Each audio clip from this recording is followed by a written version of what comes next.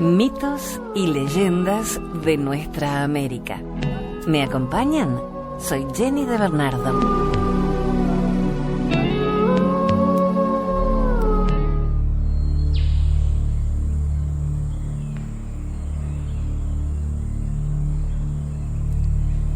La gente de la tierra. Leyendas sobre el origen de la raza mapuche.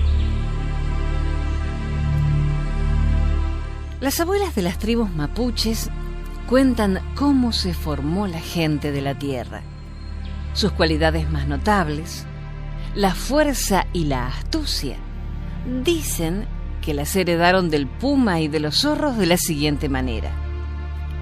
Hace muchos años, un indio convidó a sus hijos, niña y niño, a subir a la montaña a recoger piñones. Aunque los niños eran de corta edad, podían ayudar metiéndose en lugares estrechos o bajando a las quebradas para juntar el fruto que durante el invierno les serviría de alimento. Partieron con sacos y canastos, arriando un par de guanacos para cargarlos con la cosecha. Todavía no se dejaban caer las lluvias, aunque el otoño comenzaba. Los días habían estado calurosos, y mientras subían a la montaña, escuchaban el estallido de los piñones en lo alto de las araucarias, lanzando por el aire su carga de sabrosas semillas. El padre y los niños celebraban con gritos y risas cada estallido de los piñones, que como lluvia caían a la tierra entre la hojarasca. La cosecha será muy buena con este tiempo seco, celebró el padre. Estaremos varios días por allá arriba en el gran bosque. Y contó a los niños que los piñones eran regalo de los espíritus protectores, lo mismo que las fresas silvestres, las papas, las avellanas y la deliciosa murta, que además de ser una planta linda de mirar, carece de espinas. En el gran bosque buscaron un lugar donde dormir y luego se pusieron a recoger piñones que ese año se habían dado especialmente grandes y de cáscara firme y dorada. Y estaban en medio de su tarea cuando de pronto el tiempo cambió. Sopló el viento norte, los nubarrones aparecieron unos más negros que otros por detrás de los cerros, como si alguien los fabricara sin cesar. Y aunque el padre y los niños se apresuraron a llenar sus sacos y canastos para descender luego al valle, el temporal los sorprendió en plena cordillera. Al poco rato, los riachuelos se transformaron en torrentes y los ríos en grandes avenidas. El hacedor de lluvias, montado en sus nubarrones, hizo caer un verdadero diluvio. «Vamos a refugiarnos en una roca alta», dijo el padre, indicando un enorme peñasco que sobresalía como una plataforma sobre la quebrada. Ayudó a los niños a trepar, pero ni él ni los guanacos cargados de frutos alcanzaron a subir. Y un torrente los arrastró en sus aguas, que retumbaban con todas las voces desatadas de la montaña. Los niños lloraron a gritos abrazados sobre la roca al ver desaparecer a su padre y a la pareja de guanacos que criaron desde pequeños. Pero sus llantos no hacían sino aumentar la furia de las aguas. El hacedor de lluvias reía con largos truenos y dejaba caer culebrillas relampagueantes para iluminar el desastre. El espectáculo de los pueblos arrasados y de los hombres y animales que se ahogaban parecía producirle una gran felicidad. Pasaron muchas horas, tal vez días, y los indiecitos se sintieron condenados a morir de hambre y frío en su refugio. La tempestad aumentaba a ratos y luego decaía, solo para cobrar nueva fuerza. Los valles empezaron a inundarse y casi toda la gente murió.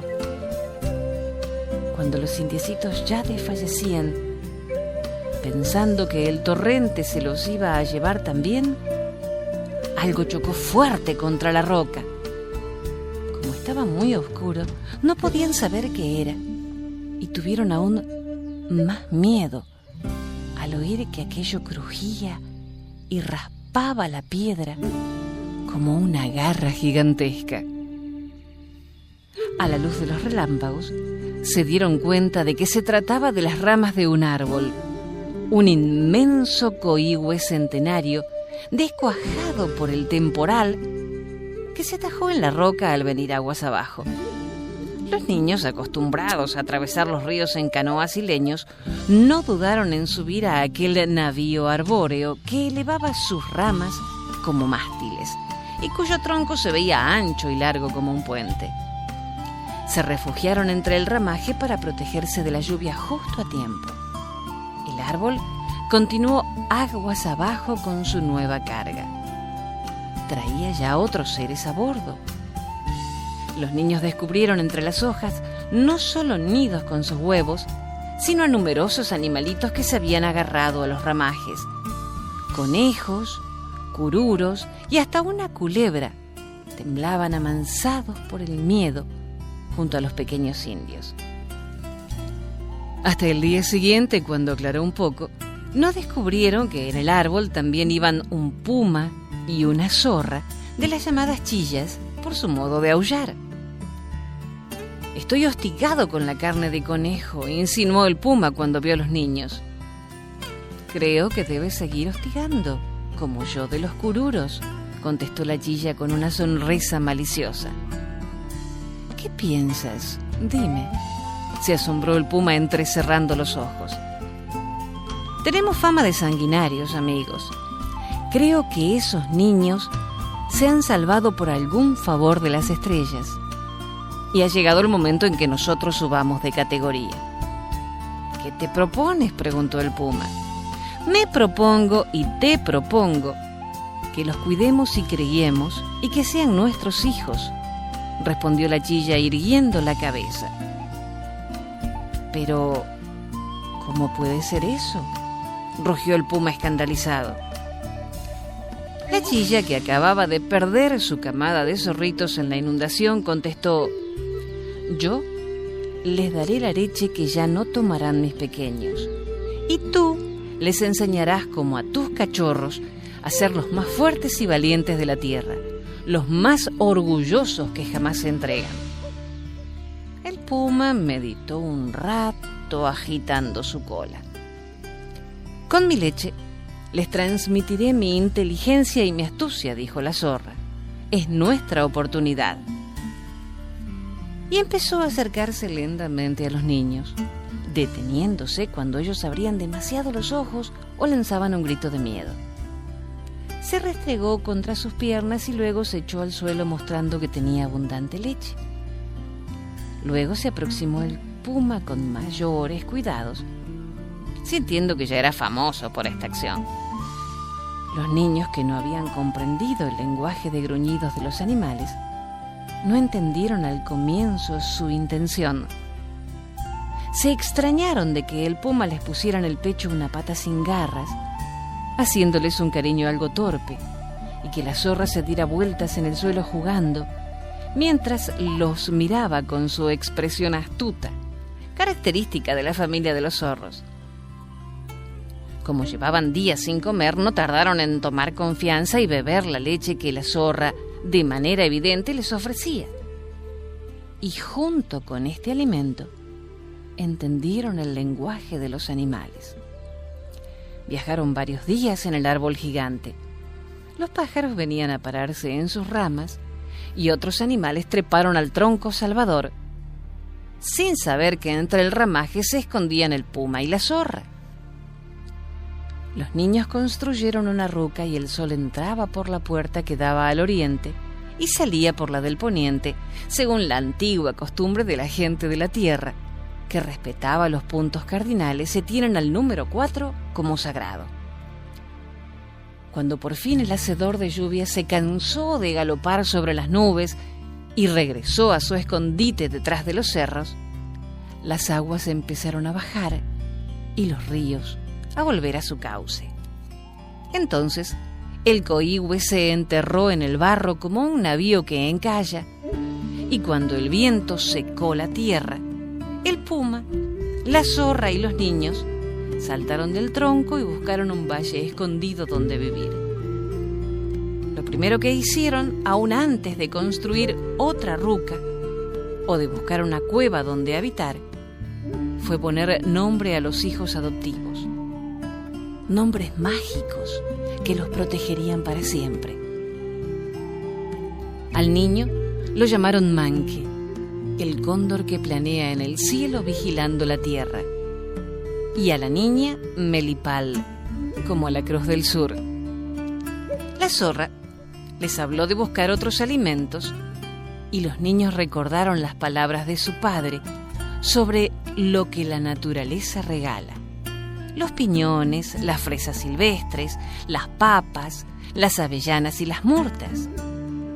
Pero como reinaba el invierno y las aguas habían arrasado con los frutos, siguieron alimentándose con la leche de la zorra y con la carne que el puma les traía. Pronto fueron expertos cazadores con las enseñanzas de su padre adoptivo. Aprendieron a seguir los rastros, a oler el viento, a percibir los signos de la naturaleza. El puma empezó a jugar con ellos para que supieran defenderse, siendo distintos de los que enseñó al niño los juegos y luchas que mostró la niña. Cuando llegó la primavera y floreció la selva y se dieron los primeros frutos, la zorra dejó de dar leche a los niños y se alimentaron de hierbas y raíces, de peces de los riachuelos, de aves de las lagunas, de huevos silvestres, de animalitos que ellos mismos conseguían. La zorra les enseñó todas sus mañas, como atraer a los gansos curiosos revolcándose en el suelo y moviendo las patas, cómo poner trampas y redes, imitar cantos, en fin, el arte refinado de cazar para comer. Además, les dieron lecciones más importantes que Melipal y Manque nunca olvidaron. Hay que sonreír siempre como lo hago yo, les advirtió la zorra una noche que reposaban junto al fuego. Es muy importante la cara, sobre todo si estamos delante del enemigo. Tú sonríes demasiado, interrumpió el puma. Es preferible una expresión indiferente. Así no saben lo que pensamos. Pero cuando uno tiene que atacar, la furia debe brillar en los ojos y en todo el cuerpo. Otras veces se necesita el silencio y preparar cada músculo para sorprender al enemigo. Así. Y mostró la actitud en acecho. Y mientras el puma les dio clases sobre las tácticas de guerra, la zorra le enseñó las astucias de la diplomacia. Cuando estuvieron bien entrenados para el enemigo, Melipal preguntó un día: ¿y no tendremos amigos también? Los dos animales, preocupados más de la defensa según la ley de la selva del sur, se miraron sorprendidos. «¿Amigos?», dijeron a coro. Los niños se pusieron a reír al ver sus expresiones. A la zorra se le enchuecó la risa y al puma se le pusieron ojos de pescado. «Son importantes los amigos también en la guerra», declaró Manque. «Hay que confiar en alguien y tener aliados». «Supongo que no viviremos en guerra siempre», añadió Melipal. El puma consideró que había que pensar lo de los amigos y se alejó por el bosque en busca de un arroyuelo. «El correr del agua mueve mis pensamientos», dijo. La zorra, en cambio, empezó a darse vueltas para pillarse la cola donde le picaba una pulga, y eso también le removió los sesos. Al final de la tarde, los niños escucharon los consejos de sus padres adoptivos. «Hay que oler bien a los recién conocidos antes de llamarlos amigos», dijo el puma. «El olfato no engaña. Conviene más oír que contar nuestros secretos», agregó la zorra. «Si nosotros somos verdaderos, ningún mentiroso nos engañará», sentenció el puma. «Cuidado con ese deseo de escondernos de nosotros mismos que a veces nos domina». El olor de la mentira es fuerte y desagradable, exclamó la zorra.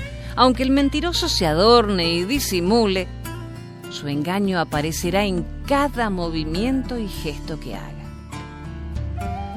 No es un olor del cuerpo, sino del alma, explicó el puma, viendo la expresión de los niños. Los amigos son como hermanos, ni más arriba ni más abajo que nosotros, advirtió la zorra. La verdadera igualdad solo se consigue en el amor de los amigos, concluyó el puma, dando un suspiro por lo mucho que había pensado. Ahora conocemos la guerra y la paz, dijo Manque, y podemos salir del valle a buscar a otros niños como nosotros. Parece que ha llegado la hora de despedirnos, murmuró la zorra con tristeza. Resolvieron esperar la luz de pleno día para un momento tan importante. Contrariando sus costumbres nocturnas, el puma y la zorra salieron de sus madrigueras cuando el sol lució en el cenit. Se sentaron muy erguidos frente a Manque y Melipal y dijeron sus últimas palabras. De ahora en adelante ustedes son la gente de la tierra, los mapuches que llevan en su sangre la fuerza y la valentía del puma. Este es un pacto para siempre entre la raza de ustedes y la mía, dijo el puma. Enseguida habló la zorra. También llevan en su sangre la astucia de los zorros.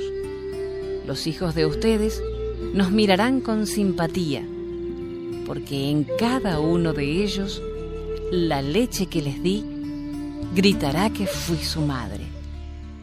Melipal y Manque abrazaron a sus padres adoptivos y ellos lamieron sus caras y sus manos como última despedida. Tuvieron que caminar mucho para encontrar valles fértiles donde algunos niños y niñas vivían, también salvados de las aguas por otros animales. Cuentan que a los de las islas los libraron de ahogarse los delfines. De esta manera se volvieron a fumar las tribus y los mapuches fueron la gente más valiente y astuta y nadie los pudo vencer jamás en la guerra.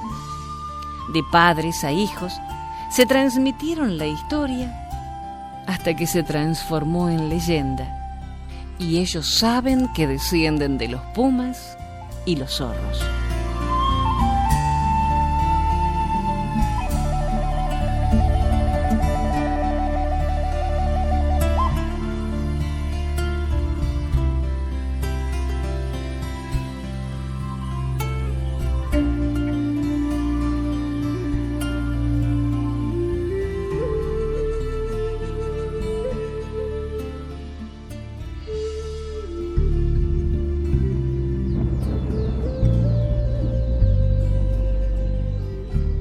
El zorro y el cangrejo.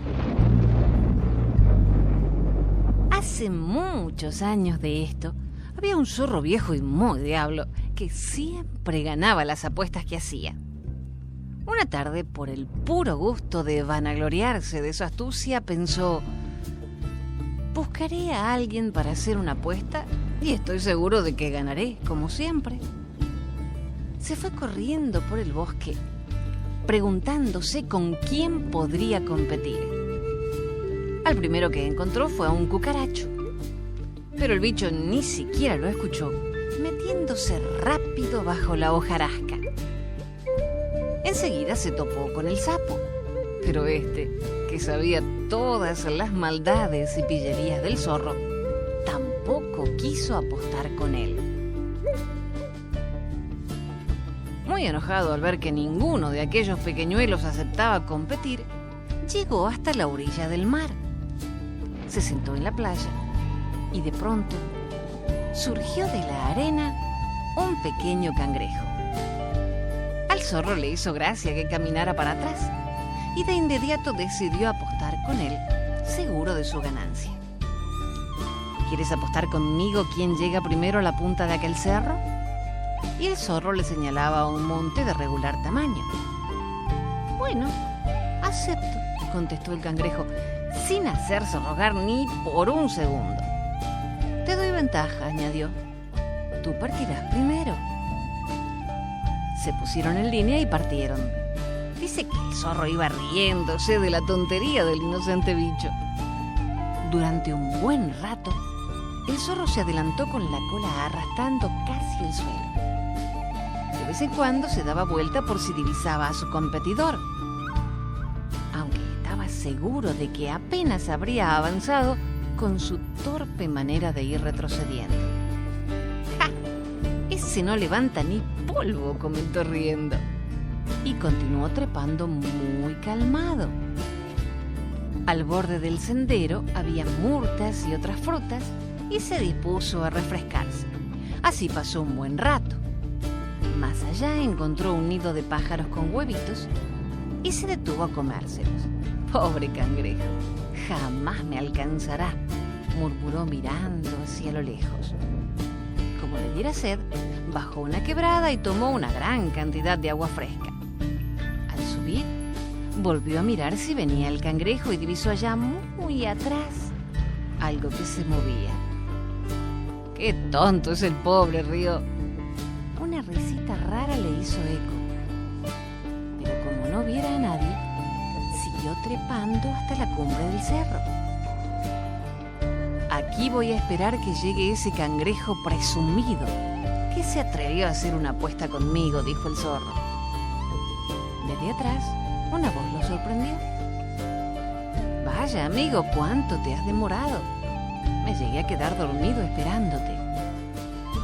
El zorro se dio vuelta electrizado y vio a sus pies al cangrejo.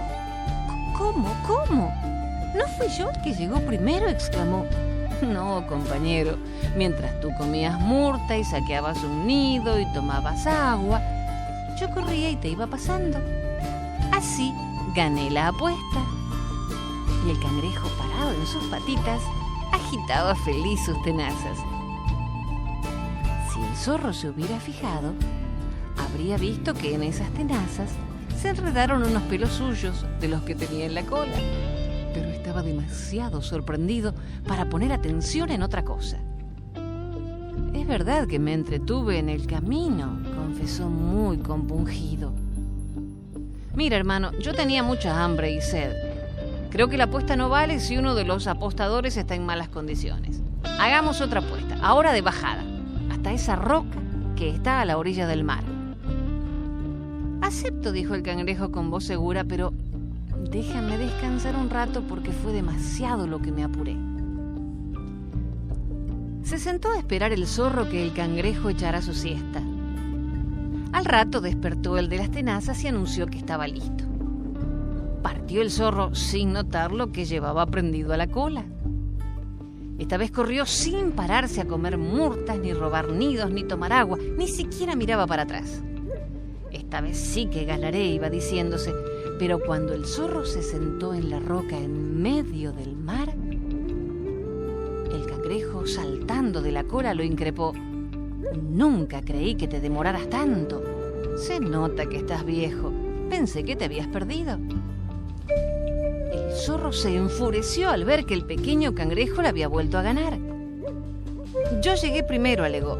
No hagas trampas, amigo.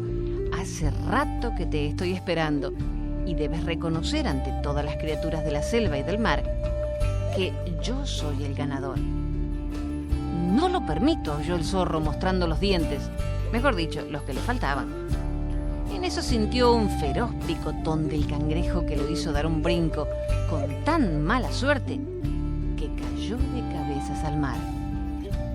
Y mientras el zorro pataleaba tragando agua amarga, el cangrejo volvió a esconderse entre la arena, satisfecho de haber sido por una vez más astuto que el zorro.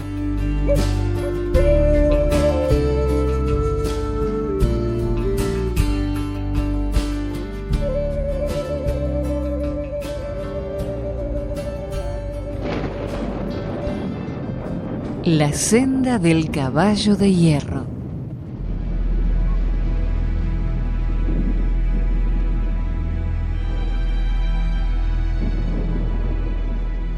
Maldigo el futuro. Hace 5 lunas, el hechicero de mi tribu, los Luna Rayada de Sangre, de la casta Arapaho, nos reunió a los más jóvenes junto al fuego y nos explicó que había tenido una visión. Con lágrimas en los ojos, Búho Sabio nos contó que cuando pasen muchas lunas, tendremos que abandonar el campamento y, remontando el río, marchar a tierras inhóspitas y desconocidas, pero que pronto se transformarán en un vergel, según los augurios, con campos de cultivo y casa suficiente para vivir por muchos años. Todos callamos, pero yo no pude contenerme y le pregunté: ¿por qué, Búho Sabio? A lo que respondió: este campamento se ha quedado viejo, los pastos están agotados y llevamos 12 años que la cosecha no es la apetecida. El Gran Consejo así lo decidirá en breve. No se pueden renovar los pastos, reformar los tipis. Tan solo esos son los motivos, le repliqué. Hay más, pero demos un paseo hasta la orilla del río y te lo explicaré, me respondió apartándome de los demás. Cruzamos el bosque. Él, aunque mucho más viejo, caminaba con agilidad, pero yo resbalaba y caía continuamente y maldecía y escupía al suelo sin parar. Al llegar al río, donde se encuentra el lugar sagrado, sin parar, mi maestro se dio la vuelta y emprendió el camino de regreso. «No me has enseñado nada, maestro», le increpé y volví a caer.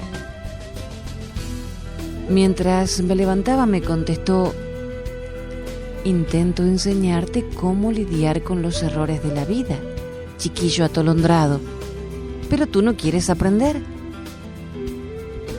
«¿Cómo se lidia con ellos, hechicero?», le pregunté. «Como deberías lidiar con tus caídas. En vez de maldecir el lugar donde caíste, deberías buscar aquello que te hizo resbalar». Lo que me hacía resbalar continuamente era el rocío de la noche. Esa noche que comencé a aprender de mis errores y cómo superarlos. Entonces, Búho Sabio me contó el motivo principal de nuestro futuro éxodo. Me dijo que ya estaba en condiciones de entenderlo. Y me relató que el gran hombre blanco había decidido construir la senda del caballo de hierro sobre nuestro campamento y que era ineludible nuestra marcha, porque además, según su visión, el consejo recibiría a cambio la propiedad de mucho terreno en esa zona lejana e inhóspita. «No importa entonces», dije yo, «ese terreno se cultivará y dará de comer a mi pueblo, y habrá grandes cosechas». ¿Dicen eso los augurios, hechicero? Un silencio sepulcral me heló la sangre y vi la silueta de un búho cruzar el cielo estrellado. No he vuelto a ver más a mi maestro. Poco tiempo después se comentó que lo habían secuestrado y sacrificado a los paunis, hombres cuerno, pero nunca se encontró su cuerpo. Y muchas veces tengo la sensación de que está a mi alrededor, impidiendo que vuelva a resbalar. Pero eso no evita que maldiga el futuro, porque sin mi maestro, y tal y como actúa últimamente el Gran Consejo, no sé lo que le deparará a mi pueblo. Poco tiempo después, se comentó que lo habían secuestrado y sacrificado los ponis, hombres cuerno.